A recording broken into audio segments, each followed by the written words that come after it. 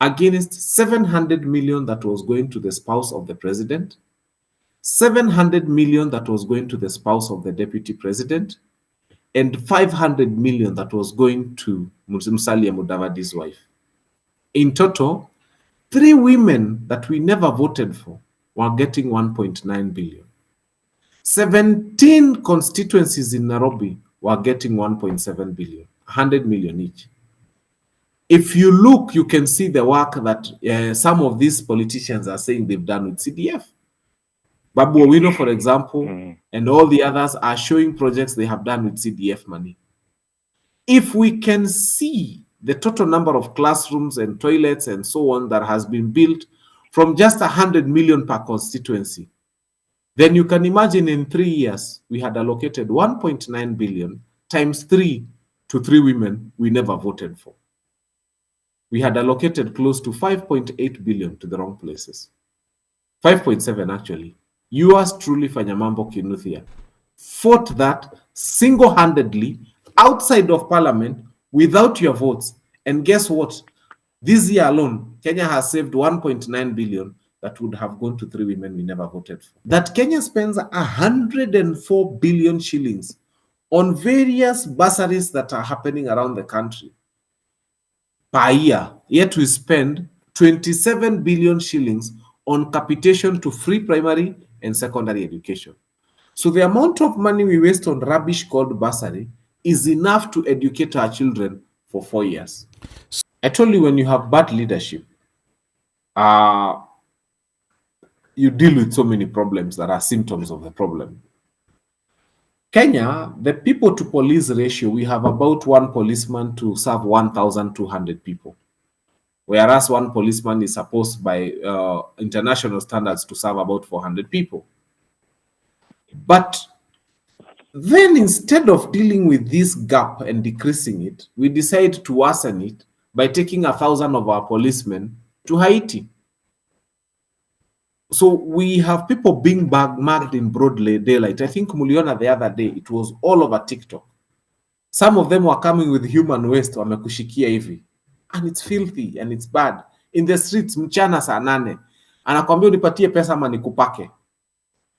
And our policemen are fighting a useless fight in Haiti. So it's about leadership.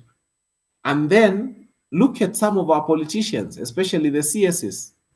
Somebody has literally been allocated 12 policemen. That's a whole police post allocated to 1 person for security.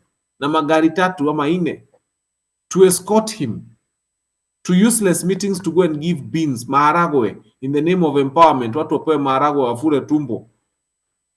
So the issue of security is a systemic issue. It's an issue of government having its priorities upside down.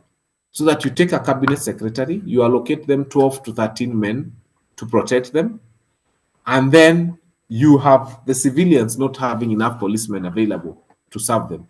And those who are there are demotivated, they're not well paid. So it's a systemic issue that we shall deal with.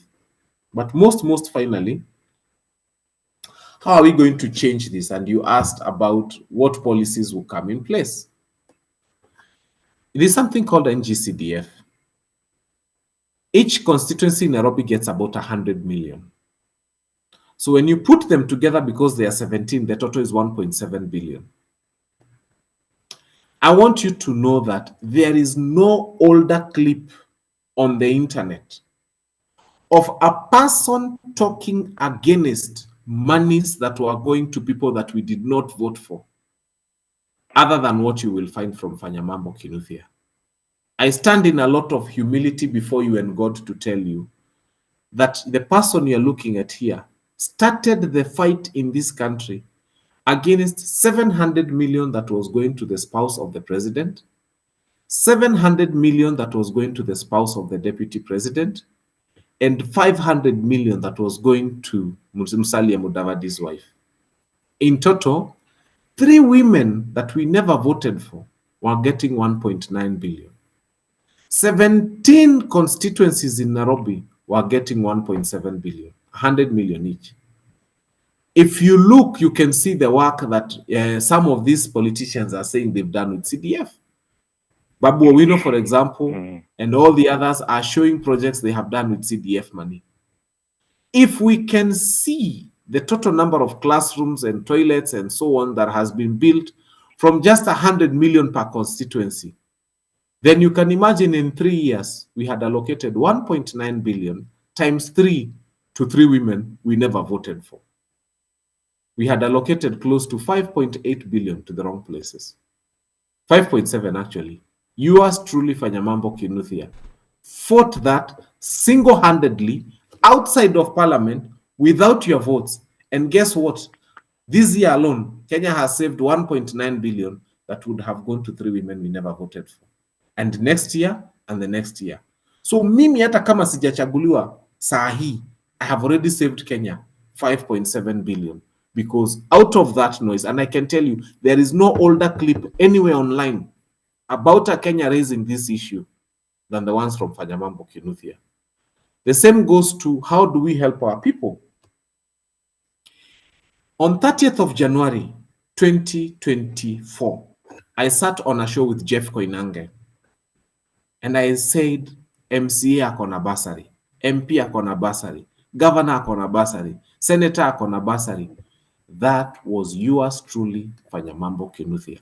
There is no older conversation about abolishing, amalgamating, and demolishing the issue of bursary to help our people than that.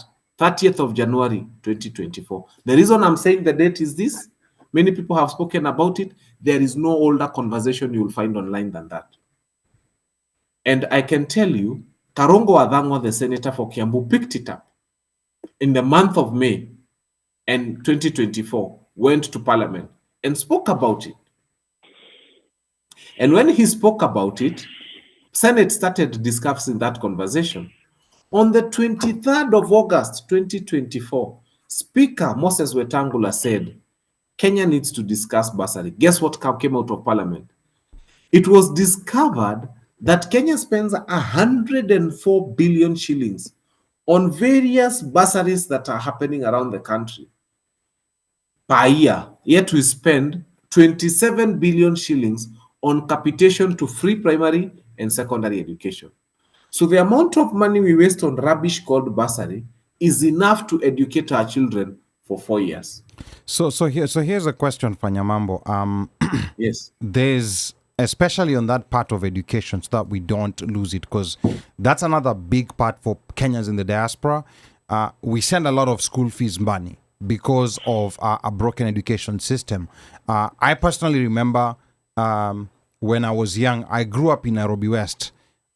So in Nairobi West, I remember in our neighborhood, most kids were going to, there was Madaraka Primary, Kongoni Primary School, and I can't remember, there was also Nairobi South, which was in South B. So most, I would say over 90% of the kids in the neighborhood were going to one of these schools. There were very few of us who were attending private schools. I attended More Educational Center, which is in South C, which was kind of a new school when I was attending it. But most people used to attend public schools. And even the idea of a private school was high-end, like very few people used to go to private schools. But because of the falling apart of the public schooling system, the standards of private schools has also gone down because there is a demand, because these public schooling systems are not working and there are parents who cannot afford these very expensive private schools. So now there's another class of private schools that's being built everywhere. So as far as funding of education, you talked about bursaries, you talked about capitation, and then there's money that comes from easy CDF, these ones that are given to MPs, and there's some that are even given to senators. And you also mentioned something interesting, that the amount of money that goes to bursaries is like almost 4 times. You say 27 is going towards capitation and 104 is going towards bursaries. So basically, if all this money was amalgamated, there would be more than enough money to educate all the students in Kenya, both in primary and in secondary school. AKA free school. Is that accurate, Fanya Mambo? Actually, I was going to that. Yeah. Guess what? On the 30th of April, and that's why I'm giving you dates, the Speaker of the National Assembly created a parliamentary committee headed by one Junet Mohammed. So that has happened this year, 30th of April, to now discuss this idea. Guess what? They have actually literally discovered that it is possible to have free primary education and free secondary education. But of course, Parliament may not want it because these checks that you call bursary, we're making them demigods. Munapangishwa line, munaekwa mahali, for a whole day munapewa stupid propaganda, alafu munapewa to checks for 3,000, 5,000, dehumanizing our people and taking away their dignity from them. Let me tell you, the fact that the National Assembly and the Senate of Kenya is sitting down and even creating committees to discuss an idea that was pushed by a young person called Fanya Mambo Kinuthia, who does not hold an elective seat. Can you imagine? Imefika mahali now the whole nation and its representatives are discussing my idea at National Assembly is a good thing. But why did I want to do it? It's because I felt if you have a child in a national school, you'll spend about 60 to 75,000 shillings on fees in a year. So if we make education free at primary and secondary school, do you know what it means?